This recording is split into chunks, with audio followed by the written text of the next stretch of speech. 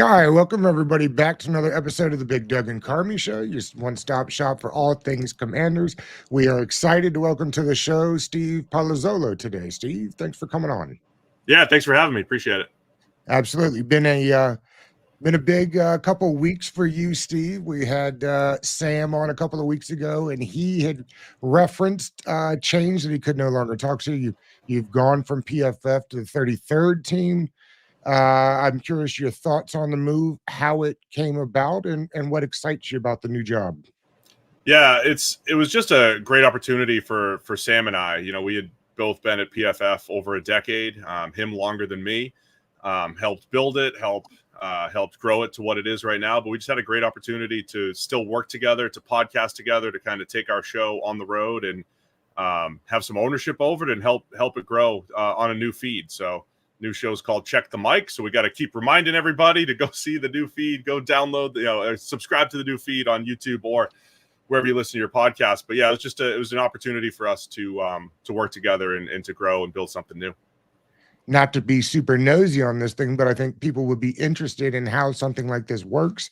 They reach out to you. How do you kind of get involved in how do they pop on your radar? How do you pop on their radar? We had done stuff on the side. Mike Tannenbaum's the owner of 33rd Team. We had some partnerships between PFF and 33rd. Mike and I had built a relationship over the last 4 or 5 years. And again, I think Sam and I just both reached a point in our career where we wanted to explore going out on our own and seeing what that looked like and seeing what it looked like to maybe perhaps bring our audience with us and grow it. And so it was kind of mutual, right? They're trying to build their company, and we were looking for an opportunity to build something new. I tell you, outside of Underdog, who's had an incredible offseason, the 33rd team have really been putting together a roster and lineup to be reckoned with. Any of them that are doing it. So congratulations on that for sure. Thank you very much. Appreciate it. Absolutely. Let's talk some balls. So first of all, let's focus on the AFC. Steve, there's a lot of turnover, a lot of draft picks, a lot of movement this offseason. I'm just curious of your thoughts about the Kansas City Chiefs. Do you think they're still the team to beat in the AFC, in your opinion? Yeah, I mean, they have to be. You look at last season where they were not the best team in the AFC during the entire season, but you see their ability to turn it on in the playoffs. That's rare. That's usually not the right path. That's usually not the pattern that works out. Usually in the playoffs, your weaknesses, I think, get exaggerate, right? They absolutely get exposed. And you thought maybe their inability to catch a football last year and their turnovers and all of that would catch up, but it didn't. You know, they did the opposite. They took better care of the football. You know, Mahomes played clean football. They played defense at a high level. So until that changes, the Chiefs, absolutely, they're the team to beat, whether they are on paper or not, just because they've been there, done that, and have showed they can up their game in the playoffs. Because they're not the most talented roster-wise, right? I mean, I was talking to Waldman about this the other day. I actually am curious to see what the Ravens look like in year 2 with Monken. Maybe that offense really opens up another year of Lamar in it. I think they've got just as good a chance as anybody else in that AFC. Yeah, I mean, it's tough to separate those top AFC teams. I think the Bengals have a great chance with a healthy Joe Burrow. The Ravens are still going to be very good. The Bills may have taken a little bit of a step back from a roster perspective, but they still have Josh Allen. And I would say, look, the Chiefs probably got better from last year. It's a big loss in L'Jarius Sneed at corner, but I think they make up for that with Marquise Brown, with Xavier Worthy, some of the explosiveness that they've added on the offensive side of the ball. So it's a really deep AFC once again. The Jets being fully healthy, the Dolphins, similar type of team as last year from a roster perspective. So it'll be competitive once again. I don't think there's a clear-cut top team from a roster perspective, but certainly leaning toward the Chiefs as the favorite. Yes, speaking of the AFC East, we talked about the Bills maybe taking a step back and losing some high-end talent with Stephon Diggs and so on and so forth. Miami Dolphins is a very offensive, firepower team. We have the Jets returning of Aaron Rodgers there. Do you think the Bills still have a stranglehold in the AFC East, or what are your thoughts on that division? Yeah, I've picked the Bills to maintain their, since the Patriots dynasty ended, essentially, it's been the Bills. So I still think they're the team to beat. It's an interesting year for them because you lose the Diggs and Mitch Morses of the world and Jordan Poyer and Micah Hyde and all of these consistent veteran players that they've had over the last few years, and they're going with a bit of a youth movement on both sides of the ball. But I think a lot of their replacements, other than receiver, they have a lot of replacements on the defensive side of the ball who have done it before, who have had to fill in because of injuries. So I feel pretty good about their defense despite the Matt Milano injury. Offensively, got some questions about getting that receiving core up to par compared to what it's been the last couple of years, but I still like the Bills. Again, the Dolphins will compete, but they had trouble beating those good teams last year. They always seem to struggle when it came to Baltimore, came to Buffalo, and beating the best teams in the league. And the Jets, look, I think if everybody's healthy, maybe the Jets win the East. But that's a big if with Tyron Smith, Mike Williams, and, of course, Aaron Rodgers coming off the injury. They're going to be as injury-prone as any team just because they're going for it. They've got some older, injury-prone type of players. Are you pretty confident in Aaron Rodgers, or are you kind of worried about the injury coming back?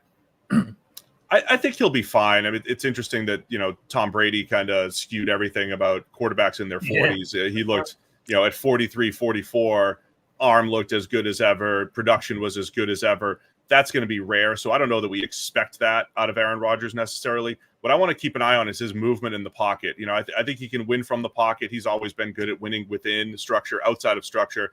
But what made him special was his ability to create, get outside the pocket, make big plays. If he's limited by in any way, just from age, coming off the Achilles, whatever it might be, if that limits him, that limits the Jets. So I'm from a physical standpoint looking at that. And then just, again, general wear and tear as a 40-year-old, it's tough getting into weeks 12, 13, 14. It's a little different than coming out of training camp. So he's going to have to keep up that consistency throughout the year. Before we move out of the division, I'm curious. You talked about the Dolphins, and we've talked about Tua a couple times on the podcast. They gave him the money. I wonder your thoughts on this. Did they give him the money because it's better to love the one you're with? I mean, how many people in the league – we've had this conversation. Like, I think there's a long line. If Dak makes it to free agency, they'd stand up and say, we'll take Dak. How many teams were standing in line for Tua? I'm not sure the number's the same. What do you make of that? Yeah, I mean, the number's probably less than Dak, but again, what's the alternative? It is such a tricky spot for a team. And so I think the aspect of love the one you're with also fits with the Tua is a really good fit for Mike McDaniel's offense. There's a healthy debate to be had when you look at quarterback stats and trying to divvy up credit and say, well, Mike McDaniel's the play caller and you've got Tyreek Hill and you have Jalen Waddle, that's going to affect the stats. The Brock Purdy discussion. Is he a 110 passer rating type of guy? Should he be the best statistical quarterback in the NFL? Probably not, because Kyle Shanahan and all those playmakers. But when you look at Tua, how quickly he works through his progressions, his quick release, his ability to throw with anticipation, it is a great fit for Mike McDaniel. So it's almost like it doesn't matter who's getting the credit. As long as they're all together, the goal is ultimately to have that type of offensive production that they've showed that they can create. The question now with Tua being a $50+ million quarterback is, can they always keep those pieces around him? Can they always have, Tyreek Hill at some point is going to lose a step. And when he loses a step, that is a massive drop off for a guy that plays at a different speed from everyone else. Can you always have the Jalen Waddles of the world? Will you always have those playmakers to go with Mike McDaniel, all that speed? That's the biggest question there. But I think the fit for Tua made it make sense for Miami.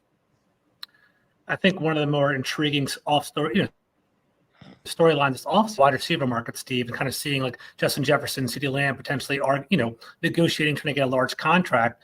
I'm curious of your thoughts on the wide receiver market, and then specifically Jamar Chase. I know you're actually in Cincinnati now. You might have more of a connection there potentially. Why are they hesitating with him? I feel like he's a top 5, top 10 pick. Clearly has a great rapport with Joe Burrow. What's going on over there? What are your thoughts on that whole situation over there? I don't understand any of the hesitation, or maybe it's just the media creating hesitation. I would lock up Jamar Chase. I mean, I want the Joe Burrow era to absolutely have Jamar Chase. Get that out of the way, and then the Bengals, I think, have to make the decision. Does it also include T. Higgins, or do we figure out the receiver position elsewhere? Because look, I'm proud of the 13 years plus at PFF and a lot of what we did and have studied. And one of the things we studied was, hey, receiver is probably the second most valuable position in the NFL behind quarterback, which is in a different tier. And I think the NFL caught up to that over the last couple of years. You look at the impact that an A.J. Brown has on Jalen Hurts' career and his production, Tyreek Hill on Tua, who we're talking about. I don't want to go into a world where we have to see if Joe Burrow could carry lesser receivers. I don't want to even explore that if I'm the Cincinnati Bengals. So Jamar Chase should get locked up. Now, the interesting thing about the receiver market is I think the alpha one receiver, there's 7 or 8 of those guys maybe in the NFL. They make a big difference. The next tier of receivers, when you have to figure out how you want to distribute those dollars, right? So that's what's going to be interesting about the receiver market. But Jamar Chase is one of those difference makers I think you have to lock up. Quick follow-up to that. Do you qualify Brandon Ayuk as part of those alpha 7 or 8? Because I know that's a big topic this offseason as well. It's really close. It's really close for him. I mean, I remember coming out of week 1 and 2 last year thinking, man, he looked like the best player on the field. Yeah. And that includes a 49ers team that has the best player at their respective position at about 5 different positions, right? Absolutely. And Ayuk was absolutely a top 5 receiver last year. It's also fair to say, hey, when he has Kittle and has Debo, has all of this eye candy offense that Kyle Shanahan creates, is that creating more opportunities, more space for Brandon Ayuk? Brandon Ayuk, absolutely. I think he's developed his game, though, that he's probably one of those guys. I would just say it's a little bit riskier. I think he's a touch below what I would trust in a CD Lamb, below an A.J. Brown, a Tyreek Hill, a Jamar Chase, a Justin Jefferson, a touch below those guys, where I trust those guys. They're going to produce no matter what. I don't care if it's Nick Mullins at quarterback. I don't care. They're going to get their numbers and open up the offense for others. I think Ayuk's probably just a tick below those guys, but if I had to overpay him a little bit and you're a desperate team that needs a 1, like a New England Patriots team, I would be intrigued by Washington. I was just saying, we'll get more. numbers at the bottom of the show, but I am curious, would you give up the assets and pay him $30 million if you're the Commanders? Well, then the next play is McLaurin's at 23, and he's going to say, man, I'm kind of right there with Ayuk. I want my 32. So, I mean, that's the play I think you have to consider is the domino effect. And players these days are they're standing up for themselves more than ever. That's Jamar Chase with his hold in. And I don't think it's an ego thing to compare. It's just hey, I'm as valuable as that guy, and he's going to make $7, $8, $9 million more than me. I want to make sure that, I get taken care of. So that's the tricky one, is paying 2 guys. And we're just 3 or 4 years removed. The Chargers, I believe, are the only team that were paying over $20 million for 2 receivers. They had, right, Williams and Allen. Yeah. And that felt like that's an aggressive move, right? Here's 2 top 15-ish receivers. They're not alpha ones, but as a pair, hey, that's a big investment, 2 $20 million receivers. But I felt like it was worth it at the time. Now we're talking about maybe 2 $30 million receivers. That's a trickier one to land. So that's the only issue I think with Washington. On paper, it works. Love those guys as a 1-2 punch. That'd be fantastic. But I'm curious about, can they afford $60 million across 2 different receivers? Let's get back to San Francisco real quick. They've got a bunch of people needing to get paid. If we're just talking strictly $30 million for Trent Williams or $30 million for Ayuk, assuming you can't do both and still pony up for Brock Purdy at some point, and Kittle's coming up soon, the linebackers coming up soon, who's more important? Because you look at that San Francisco offensive line, and I dare you to name the other 4 guys on the line other than Trent Williams. Who's more important to the outcome of that season, Ayuk or Trent Williams? I would lean Trent Williams just because of the scarcity issue. You're not going to find left tackles like that. Kyle Shanahan, I mean, you're right as far as that the rest of that offensive line. I mean, I'm at the point where Brock Purdy, is he a little underrated all of a sudden? Because the pass blocking that he had over the last couple of years hasn't actually been great. And he's done really well playing outside of structure, making plays. So San Francisco does a good job, I think, of hiding the rest of those offensive linemen. But it starts with Trent Williams. Once you at least have that elite piece, it's easier to kind of work around that. If you just have an average left tackle added to that offensive line, I think they've got problems. It's easier for them to replace a Brandon Ayuk. They're drafting a Ricky Pearsall in the first round. They'll find a way to get receivers, get them open, create big plays with those guys. So nothing against Brandon Ayuk, but I would lock up Trent Williams first. So clearly the 49ers have been a great powerhouse team in the NFC for a couple of years now. I'm curious, who do you have, I would say that maybe the Eagles or the Cowboys are potential, also NFC front runners as well. Who has more pressure to win this season, Philadelphia or Dallas, right? Because I feel like they're 2 different circumstances there as well. Philadelphia kind of put together an all-star team, A.J. Brown, just pick up Jahan Dotson, Saquon Barkley. They're pretty stacked across the board, but their defense might be kind of a worry. And the Cowboys, they're kind of in the last hurrah. They have all these players that are kind of, Dak Prescott, Mike McCarthy, they're in the last year of their contract. Who has more pressure to win this season? Or you can't say both. Got to pick one or the other. Be binary with it. Of course, they both have a ton of pressure. I think Dallas's pressure is different because they could win 12 games again. And if they don't make it to the NFC Championship, at least it's going to feel like a massive failure. I'll say Philadelphia has more pressure, though, because of how it finished last year. And Nick Sirianni, even though Mike McCarthy's in the last year of his contract, if Philadelphia is bad this year, they're probably moving on from Nick Sirianni because of how it collapsed last year. That was one of the worst collapses in NFL history. Never seen anything like it. They looked like one of the best teams, if not the best team in the NFL through 10 or 11 weeks. They drop off in the second half, can't cover anybody. They have no answers for the blitz. They did not play up to their capability.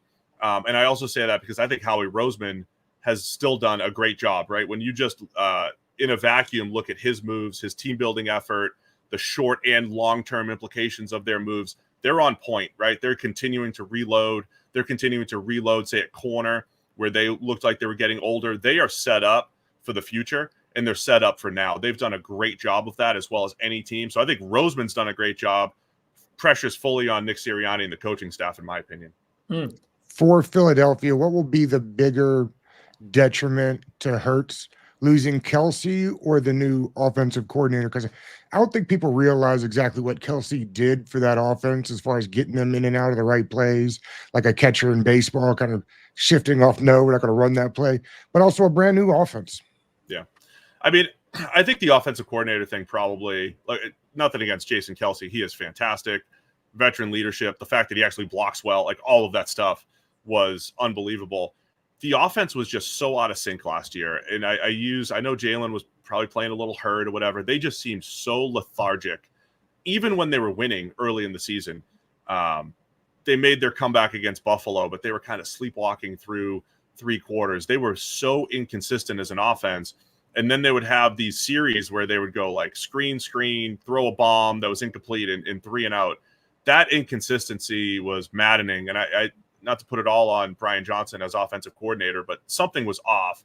And then I always come back to they didn't have answers against the blitz, and they're going up against the Bucs in the playoffs who blitz like crazy, and they were almost surprised that they're facing 5- and 6-man pressures all the time. Didn't have outlets for Jalen Hurts to go. So I think Kellen Moore is that offensive coordinator who's not a top 5 play caller, but he's not a bottom 5 play caller, and he's just going to bring a consistency. They'll probably run the ball a little bit more effectively, a little bit more often, I should say. And I think that stability is going to help Jalen Hurts quite a bit. Where do the Falcons have loaded up? They're obviously going for it. As they should. They're one of the weaker divisions in all of football, maybe. They surprised everybody by taking Penix when they could have taken a safety or a DN. They still ended up upgrading at both positions. Where do the Falcons kind of fall in the hierarchy of the NFC? I think they're the favorites to win the NFC South, and they're definitely a tick below, I would say, the Eagles, the Cowboys, the Niners, the teams that you're expecting can make that Super Bowl run. But if the Falcons do something like the Bucs did last year and get into the playoffs and make it to the final 8 by winning a playoff game, I wouldn't be surprised. Again, I think they were 7-10 last year, and they had horrendous quarterback play, particularly with the game on the line in the red zone. Not to put it all on Desmond Ridder, but there's a few turnovers in there where the Falcons are literally a player or two, dropping the ball at the goal line, turnovers against the Panthers in the red zone, a couple plays away from being 10-7 and winning the NFC South. I think Kirk Cousins is a big upgrade at quarterback. I think we'll finally get to see Drake London play to his potential, Kyle Pitts play to his potential, Bijan Robinson. Plus, I'm biased because my friend's the offensive coordinator, Zach Robinson, former PFFer. So hopefully he pulls it all together for them. I think the Falcons have a chance to win the South and do some damage in the playoffs. So, Steve, we're a commander-centric podcast. Obviously, we'd be remiss not to talk about the team. I'm just curious, where do you think Washington – Dan Quinn keeps on referring to the team as a recalibrating and kind of building the team for the long term. I'm curious of your thoughts on the Commanders' overall talent level and where they are progressing. Do you see them as a potential wild card team? Or are they a team that's one of the worst teams in the league? What are your thoughts on that? I'm kind of curious. Washington's one of the teams in the league. They're similar to the Titans for me, where there's been so much turnover that I don't have a good answer. I don't know which way it ends up going, right? And so much depends on the Frankie Louvu's and Bobby Wagner's of the world, right? The veterans that they've added on defense, how well that defense comes together. But I also love the way they drafted. It felt like they drafted for the long term. So they were kind of doing two things this offseason, right? They're going to continue to draft the best players, grabbing a Drazan Johnny Newton in the second round when they didn't, quote, need a defensive tackle. I love that. Just keep building the roster. So they're drafting for the long haul. They're sprinkling in veterans for the short term. And I think it just depends on how those veterans come together, combined with Jayden Daniels, right? He looked excellent in the preseason. He looked comfortable. He looked like he can play. The accuracy, the decision-making in the limited time should work. So there's this picture in my head of an RG3 type of season where it's like, hey, we weren't expecting to compete, but if you get, above average quarterback play, you might be able to. On the other end, if you get, average rookie quarterback play and some ups and downs and some bumps in the road, then you're, struggling to win 5-6 games. So I see that wide range of outcomes just because of all the turnover this offseason. It feels like this quarterback class has one of the opportunities being one of those classes we talk about. Just curious where you had Daniels before they got drafted. Yeah, I thought I'm a Drake May fan. I think Drake May is he was my 2 behind Caleb Williams. I also my cop out for quarterback rankings is to say none of us are good at this. It doesn't really matter. I'm still looking for the guy that had Josh Allen and Lamar Jackson and Mahomes and Justin Herbert and had all those guys, right? And I don't know that anybody does. But I had no problem with Jayden at 2 or May at 3. I liked both of those guys, different skill sets. So yeah, I liked all top 3 guys in this class behind Caleb Williams. I thought Williams was special, like everyone else does, but Jayden Daniels has that opportunity as well. And I guess I was a little surprised at how many people really loved him. People at ESPN and everything saying maybe he's the one over Caleb Williams. So that's going to be interesting to see. There were some people that loved Jayden Daniels, and I'll just say this: he was playing at a different speed last year in the SEC, and I forget the exact stat, but he had something like 200 yards as a scrambler against Bama over the last 2 years, and the rest of the college football had like 500 over the last. You know what I mean? Like he was playing at a different level, won the Heisman for a reason. So I think there is a chance that Jayden Daniels can become special. I had him again right up there with Drake May as the 2/3.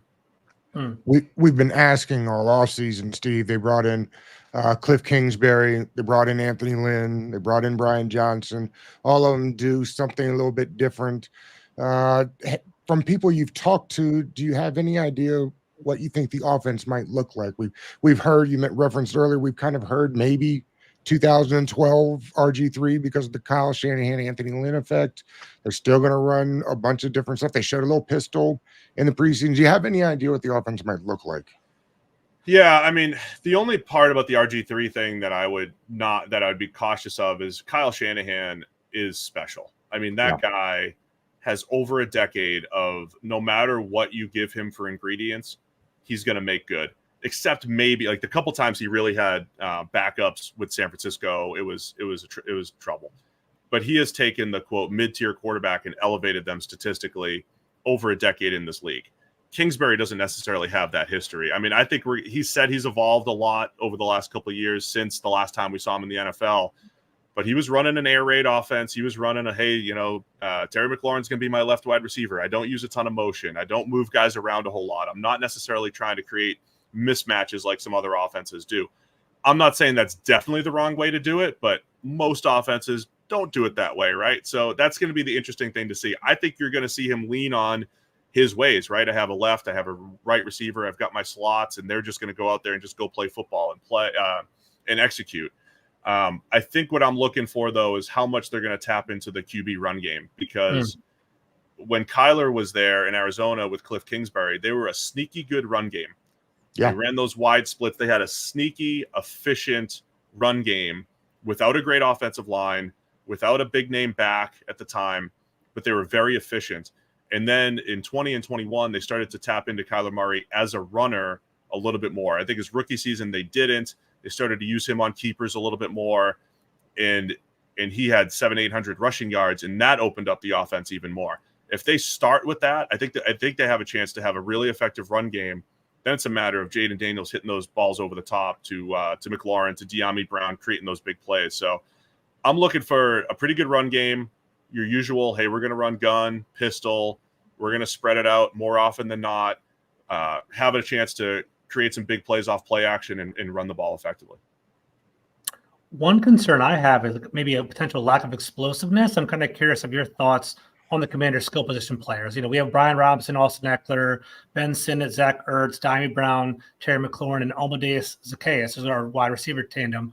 How do you feel about that skill group position group? Are you confident in that group? Do you see some deficits potentially? What are your thoughts on that? Yeah, I mean, McLaurin's special. I mean, he's been, I would say, QB proof as far as his production goes for the most part. The explosiveness I think they're anticipating is De'Ami Brown. Is that he is a vertical threat. He's been used as a vertical threat. That's what he was at North Carolina. I would have my concerns about him as a true 2 and being a move the chains guy, because you want to have that type of complement to McLaurin. I'm always a believer that you're trying to get 4 legitimate playmakers at least that the defenses are afraid of. So that's where if you dropped an Ayuk into this offense, now you've got the 1A and 1B, and De'Ami Brown's just your deep threat. And I think Sinnott has a chance to really work the middle of the field well pretty quickly here. So it could be better, right? They could have more depth. I think it's a lot of pressure on De'Ami Brown to be the true 2. Zacchaeus is fine as a 3. I think the explosiveness, though, they're banking on it coming from Jayden Daniels, right? They're banking on it coming from his downfield throwing ability. I think they have those pieces. I'm actually, I think, more worried about short and intermediate game getting enough out of De'Ami Brown, maybe as a 2, to complement Terry McLaurin. Steve, it has been the definition of a full rebuild, not just from the roster, 65% of the roster overturned, but I mean, from the owner on down. I'm curious your thoughts on Adam Peters, and I'm curious your thoughts on Dan Quinn, who maybe wasn't their first option, but feels like in retrospect it was the right option.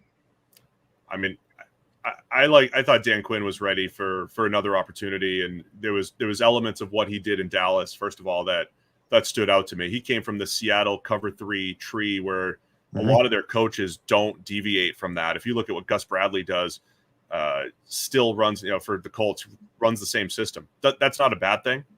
It's effective.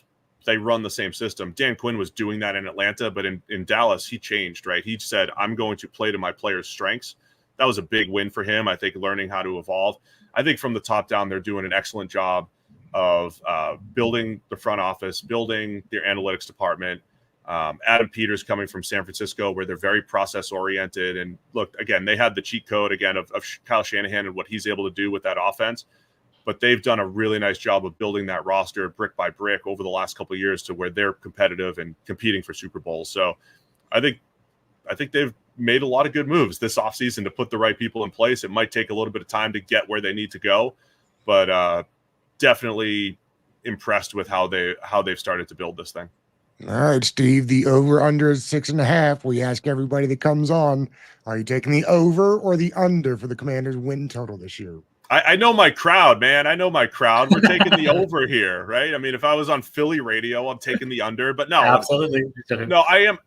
It's one of those, the more I talk about it, the more optimistic I become, because I do think they have strides to take on defense that are there. Have some concerns about the D-line, the pass rush off the edge, but strides that can be taken on defense, little trust in Dan Quinn to get them going. And then I think Jayden Daniels is going to have a nice rookie season, and I think they'll be a team that one of those you don't want to play Washington starting about week 7 or 8 as they start to get their stride. So I'll say the over. You're on the 33rd team. Remind the folks at home when the podcast comes out. Yeah, so right now we're going through all of our NFC and AFC division previews. Next week we get into our usual cadence of Monday, Wednesday, Thursday, about 6 hours of podcast every single week. Long form Monday mornings reviewing every single game for 2.5 hours. So it's called Check the Mic.